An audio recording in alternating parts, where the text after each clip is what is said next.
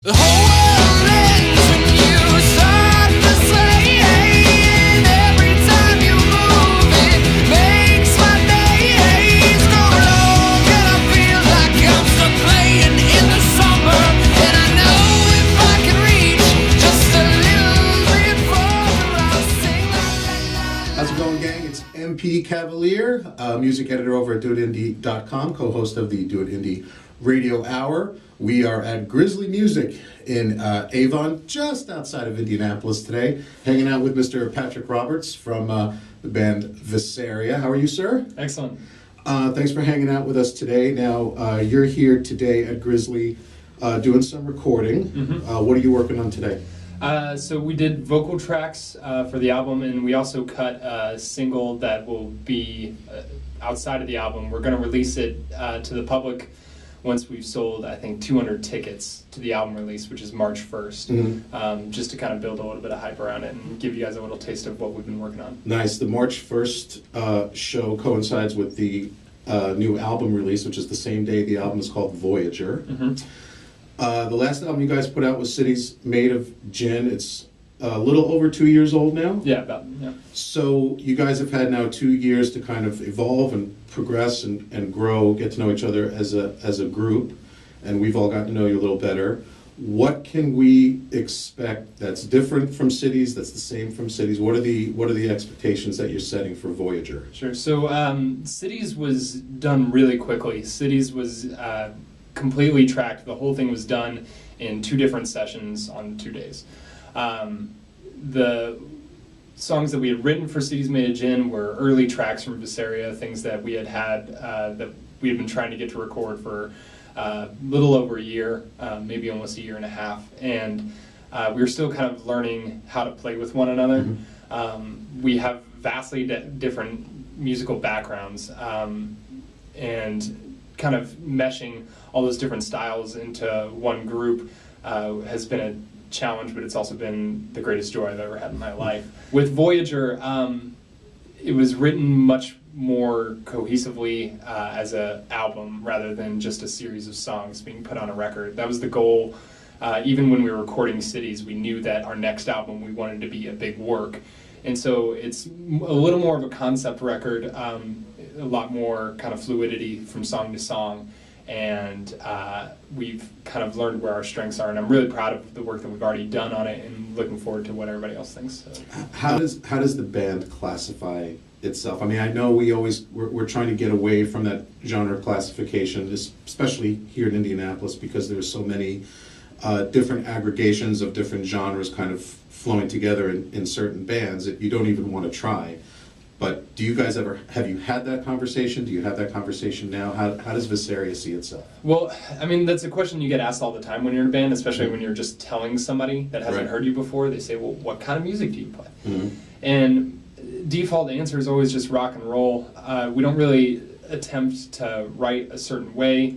I've never been the kind of person that sits down and say, I'm going to write this type of song right now. Mm-hmm. It's just something that kind of happens organically, and the way that we play together is something that happens organically. I'll bring a song to the table, or Jen or Jake will bring a song to the table and say, this is something I've been working on, and then the rest of the band just takes it and we learn it on the spot, and then spend a couple weeks tweaking every song. I can say that there are notes of, early Americana and folk music in it. I can say that there's Jake, who has his background in like Elvis and rockabilly and country music, and Corey loves 311 and Rage Against the Machine. I can tell you that all those elements are in there, but what it boils down to is we love playing rock and roll, and as long as it fits that description, that's something we do.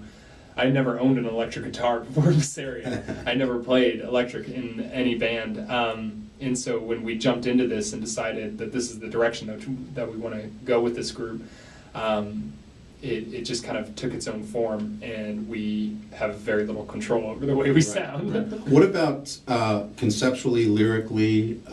Is there a specific direction that you guys go as lyricists, or just whatever comes into your head comes out on the page? I think we all kind of operate differently. Jake's written some songs, I've written some songs, and Jen's written some songs, and we all kind of work a little differently. Jake, his lyrics are a lot more reflective of the music, because that's what comes first to him.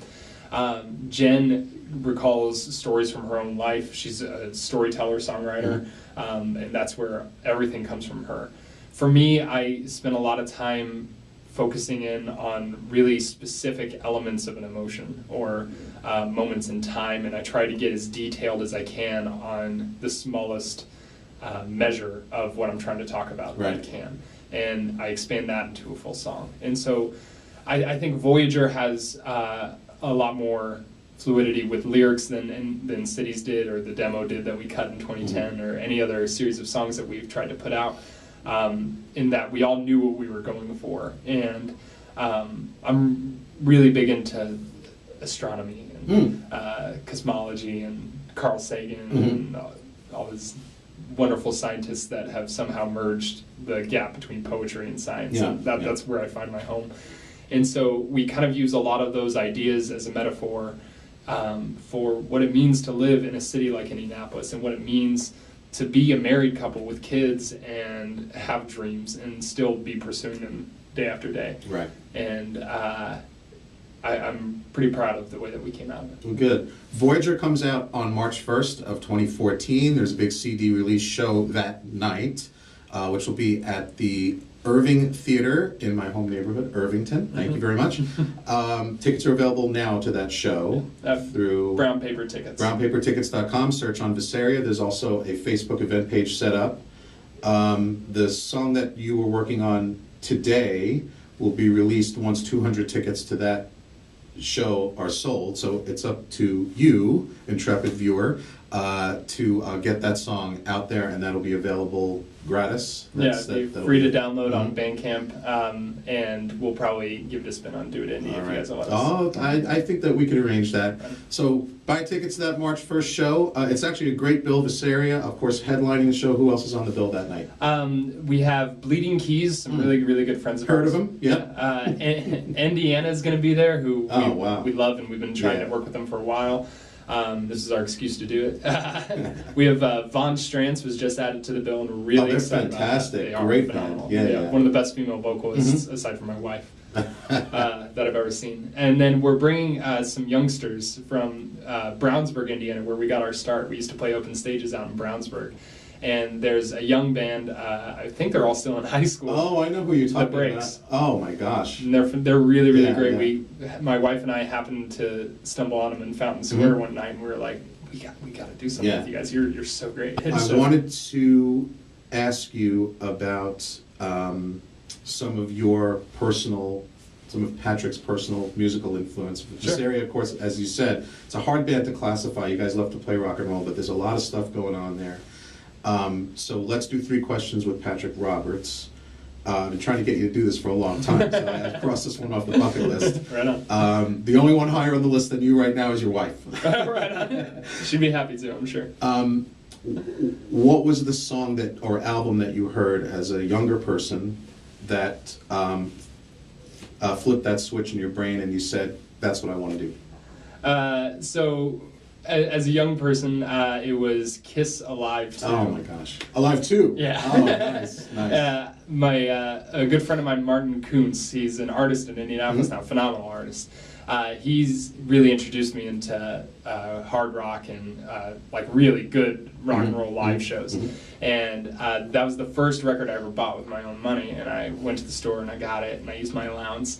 And I listened to it for weeks and weeks and weeks, and I was just completely enthralled with it. I had no idea that Gene Simmons was such a misogynist at the time, but but as I learned that, I distanced myself. But that record still is something that brings me a lot of joy. Even the studio side, the fourth side. Yeah. There's some great songs. I mean, Absolutely. All American Man's on there, and Rocket Ride's on there. Oh yeah, great studio tunes. Oh yeah. Leftovers, but still good tunes. I was a huge Kiss fan for a while. Oh, I was too. I mean, I think between the ages of 11 and 13, I think I pretty much lived and breathed that band. Most of us did. Yeah. What about the album that you could not live without? What's the one album you couldn't live without? It's a more recent album, but it's still something that I turn to whenever I'm looking for inspiration. I think I love it because it's something that I can never do. I can never write like this, but it's Cloud Cult's Advice from the Happy Hippopotamus. Mhm. I got it in the early 2000s. I think it was like 2004 maybe, from a good friend of mine, Tony, and it's just completely beyond anything I could have ever hoped to write or compose, and I'm in love with the record. They played here recently. Yeah, they were at the They played an acoustic show at the Yeah, Irving. yeah, they did. On a Sunday. Yeah. Yeah, it was so weird. That's, Yeah. of course, one of those shows I found out about after the fact. Oh, I would love to have been there. Yeah, I've seen them twice. Once in Chicago, and then they played at the IMA Mhm. 1 or 2 summers ago. Yeah. And they're just an amazing group. That's probably the most obscure answer we've had to that Right on. that question on 3 questions so Cool. far. So good on you. I'm smug. So yeah. So last one, living or dead, who's the one musician you'd want to jam with? Oh man, Leonard Cohen. Nice. Yeah, Oh. I like. Oh, Canada. Excellent. Yeah, lyrically, like nobody touches Leonard Cohen, Mhm, mhm. and I'm in love with a vast majority of his catalog. There's not a whole lot of songs that I can pick out and be like, I don't want to listen to that right now. Right. Right. And I've always wanted to be able to write like Leonard Cohen, Mhm. and for a long time I thought I did. But if I could just sit down and not even necessarily jam, but just kind of pick his brain and talk about Mhm. lyric writing, then that would just be a dream come true. Yeah. Patrick Roberts, you're a good man. You too. I'm glad to call you my friend. Patrick Roberts is in a band that we all know called Veseria. Where'd the band name come from? Oh man, that was Jake's idea. Mhm. We were getting ready for our first show, and we still didn't have a band name, and a lot of really bad ideas were thrown around as they tend to do. And Jake said, in a very Jake way, I've always thought that Veseria would be a really great band name. Mhm. And I was like, all right, well, what is it? And he's like, it's the town in Frankenstein. I was like, cool, yeah, that works really awesome. well. So, Yeah. Oh, I didn't know that. Oh, Yeah. in the book? Yeah. Oh, okay. Oh, good thinking. Right. Good on you, Jake. This Friday, December 6th, Patrick and Veseria will be playing a free show at the Do 317 Lounge. That's in the Murphy Building and Fountain Square. You can't miss it. It's the big brown building. Also on the bill that night, this is another great bill. You guys seem to put together these kind of dream Indianapolis bills. Veseria's on the bill, Shaitlin's on the bill, from Chicago, Train Company's on the bill, and Courtney, I want to say Caitlin Conroy. Caitlin Confounded, she calls herself, right? I don't know.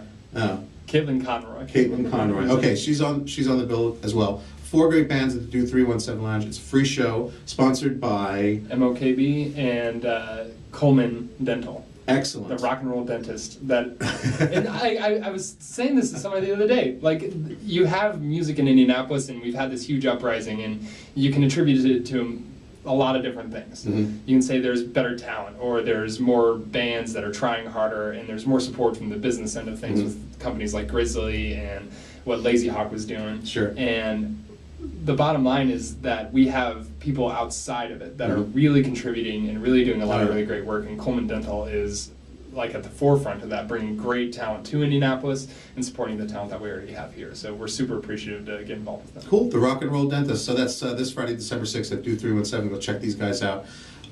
March 1st, the release, long-awaited release of Voyager. Boy, by March 1st, you guys are going to be sick of that record. It'll be done for several months. We hope. Working on the next one. March 1st at the Irving Theater in Irvington, Veseria CD release party for Voyager.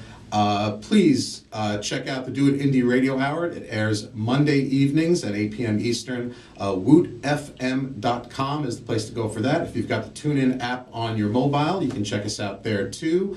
And please check out doitindy.com for all the cool goings on in the city of Indianapolis. This is Patrick Roberts from Veseria. Keep an eye on these guys. This has been MPCavalier. Support independent music live and local, please. Cheers, gang. Bye.